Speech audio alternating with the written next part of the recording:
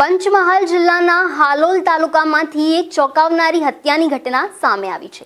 મૂળ હાલોલ તાલુકાની કંજરી ગામના હાલ ચંદ્રપુરા જીઆઈડીસીમાં આવેલી ખાનગી કંપનીમાં નોકરી કરતા યુવકની પત્નીનું અગમ્ય કારણોસર મોત નિપજતા સમગ્ર વિસ્તારમાં ચકચાર મચી ગઈ છે। બનાવની જાણ થતાં હાલોલ શહેરે પોલીસ પ્રાથમિક તબક્કે અકસ્માતના મોતનો ગુનો નોંધીને મૃતક પરિણીતાનું હાલોલ રેફરલ હોસ્પિટલ ખાતે પોસ્ટમોર્ટમ કરાવ્યું છે। જો કે પોસ્ટમોર્ટમ રિપોર્ટ આવતા જ સમગ્ર કેસમાં મોટો વળાંક આવ્યો હતો।